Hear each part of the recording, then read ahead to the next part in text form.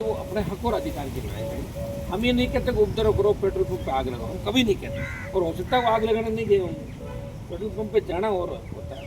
और ये तो फुटेज और वो देखने के बाद ही खुलासा होगा। लेकिन जो भी घटना हुई वो निंदनीय है। ऐसी घटनाएं राजस्थान में आए दिन हो रही है।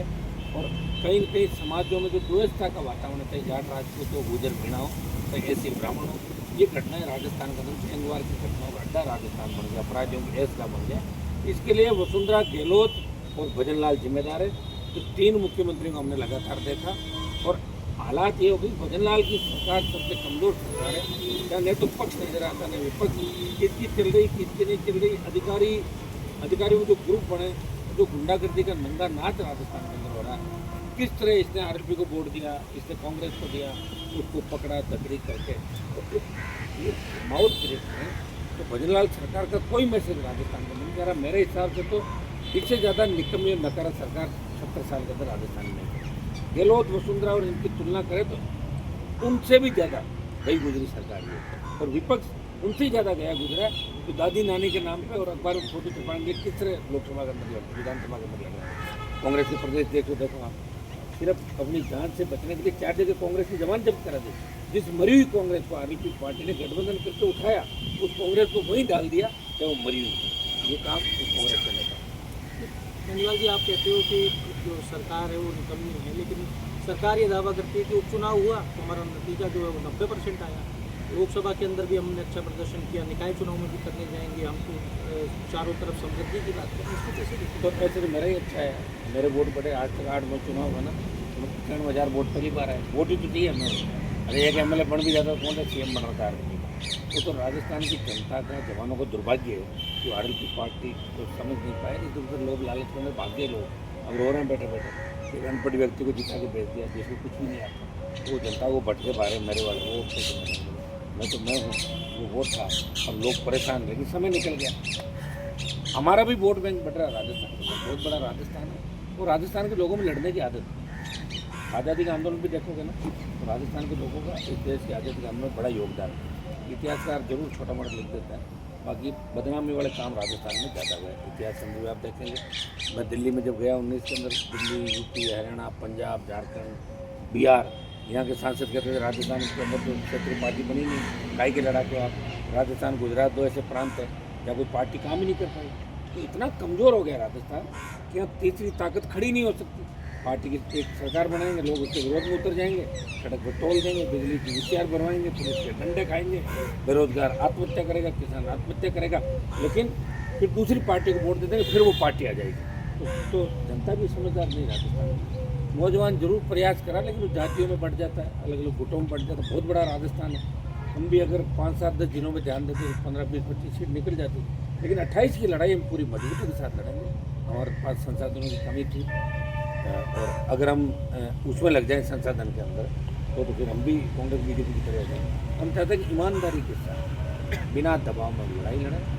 और हनुमान बेनीवाल ने और आरएलपी ने देश में किसानों का नाम किया, राजस्थान का सम्मान बढ़ाया। किसानों को जब आवश्यकता पड़ी तो सत्ता छोड़ के सड़क पे आरएलपी आई थी देश में पिछली बार। और अग्निवीर जो लेके आई योजना, सेना को ठेके पर दिया। तो राष्ट्रीय लोकतांत्रिक पार्टी ने 2 लाख जवानों की रैली करी पहले दिन के आंदोलन के बाद जोधपुर के अंदर। और आज भी आप देख रहे हैं कि अग्निवीर को खत्म कराने के प्रयास कर रहे हैं। और हमारे संघर्ष का ही परिणाम है कि अब आधे अग्निवीरों को रखेंगे, आधे वापिस लेंगे। 25% से 50% बढ़ाए।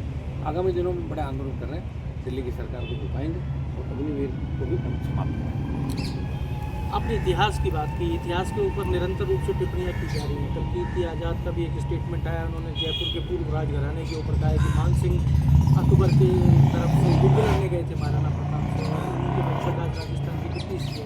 इस तरीके के जो स्टेटमेंट्स आ रहे हैं, तो आप किस तरीके से देख रहे हो, स्टेटमेंट्स क्यों जारी किए जा रहे हैं? कीर्ति आज़ाद के राजस्थान से कोई लेना देना? अब मुझे थोड़े पता क्यों जारी किया, मैंने तो नहीं किया अभी तक। जारी मैं तो मेरी पार्टी का ध्यान मुझे। अब किसके कारण देखो, बीजेपी के कई लोग प्लान करके कांग्रेस में डाले हैं, कांग्रेस के कई भाजपा के अंदर डाले हुए, कोई किधर डाला हुआ। मैं तो इतना ही कह सकता हूँ कि अकबर और मुगलों के कई वैवाहिक संबंध राजस्थान में हुए। तो इतिहास कह रहा है, मैं तो नहीं कह रहा हूँ। और ये बात अगर वो कह रहे हैं तो निश्चित रूप से इस बात में दम भी है। ये आमेर, जयपुर, ये घराने, चाहे महाराजा शिवाजी का मामला पकड़वाने का, चाहे महाराणा प्रताप के खिलाफ लड़ने के लिए मान सिंह गए, ये सही बात है, इसमें गलत क्या है? ये कोई गलत बात तो है ही नहीं, ये तो वही बात है जो इतिहास कह रहा है। लेकिन इतिहास में जो लड़ने वाले लोग हैं उनके बारे में टिप्पणी लिखी, जैसे राणा सांगा के बारे में बोला, तो राणा सांगा ने लड़ाई लड़ी और वो बात उनको इतिहास के साथ राज्यसभा में नहीं करती। लेकिन उल्टा राणा सांगा की जब बात आई तो करनी सेना किसी MP का घर तोड़ने चले जाए, ये करनी सेना को कोई ताकत नहीं देता, ये उनको कोई किसी तरह का अधिकार नहीं है तो खुद किसी का घर तोड़ेंगे। तो करनी सेना ने गलत काम किया, उन्होंने बयान दे के MP ने गलत काम किया राज्यसभा में, और करनी सेना ने गलत काम किया, उसके परिवार को डराने और उसको वहाँ चोरी काट के दलित के घर पर बुलडोजर लेके चले गए। तो कानून का राज नहीं था यूपी के अंदर, योगी जी कानून की बड़ी बड़ी बात करते, तो रखवाली भी इनको ही करनी थी।